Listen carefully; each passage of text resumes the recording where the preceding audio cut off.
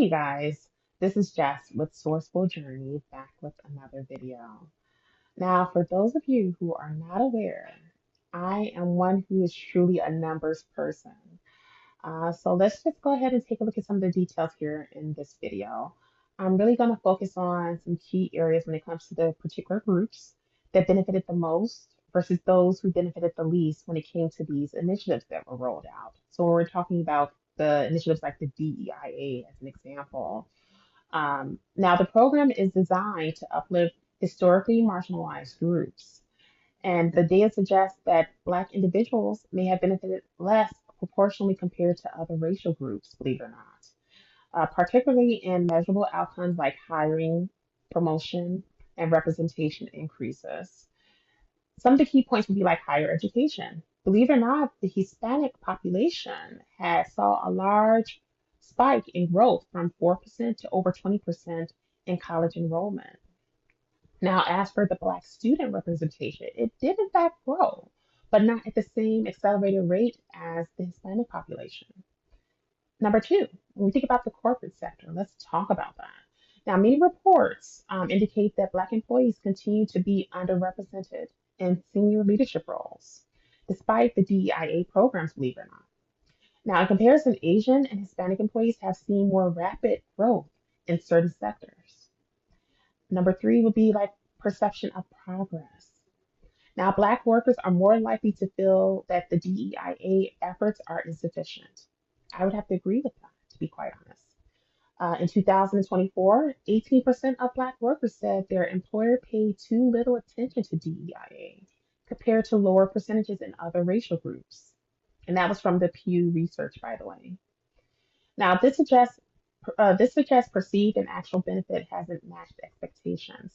As far as the income and promotion gaps, wage and promotion gaps between Black workers as well as white workers remain significant despite the DEIA initiatives. The summary of the ranking goes as follows. As far as the top group, number one being the Hispanic and Latino population, they had the largest enrollment in workforce growth. Number two would be the Asian population, and that has a lot to do with the STEM and tech sectors. Number three would be with white women, especially when it came to leadership roles, to be exact. The fourth group would be Black individuals who had the lowest relative benefits, slower progress in leadership and wage equity.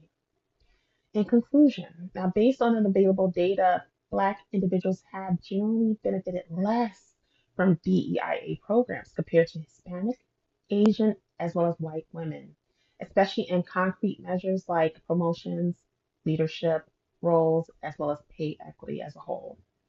And despite the ongoing diversity, equity, inclusion, and accessibility initiatives, data also indicates that the Black individuals continue to face significant disparities, you guys, in leadership representation as well as income compared to their white counterparts. Surprise, surprise. Now, leadership representation, such as the corporate sector, Black employees constitute approximately 14% of the U.S. workforce, but only hold 7% of managerial positions. This representation declines further at higher levels, with Black individuals occupying just only 5% of senior manager roles and only 4% of VP positions. As far as the federal sector goes, within the federal workforce, African American women represent only 10.4% of supervisors, 9.6% of managers, and 7.3% of executives, indicating underrepresentation in leadership relative to their overall participation. Nonprofit organizations, Black leadership is more prevalent in certain nonprofit subsectors, with 19% of human service nonprofits and 18% of public benefit organizations led by Black CEOs. However, sectors like environmental and animal welfare organizations have notably lower representation. Think about that. Income and wealth disparities as well. Let's talk about it. As far as the wage gap goes, in 2019, the median hourly wage for Black workers was 24.4%. That's less than that of white workers at a gap that has widened from 16.4% since 1979. Now, the wealth gap as of 2021, households led by white, non-Hispanic individuals possess 10 times more wealth than those led by Black individuals. That's very daunting when you think about it. Now, homeownership in 2022, 45% of Black families owned homes compared to 75% of the white families. This reflecting a 30 percentage point gap that has widened over time. The statistics underscore the persistent challenges Black individuals face in achieving equitable leadership, representation, and income parity despite the DEIA efforts. And that is all for this video. What are your thoughts knowing all this information? When you think about the huge gaps when it comes to those particular areas, does that kind of surprise you? Do not forget to like, share, and subscribe if you haven't done so already. And leave your comment in the comment section below.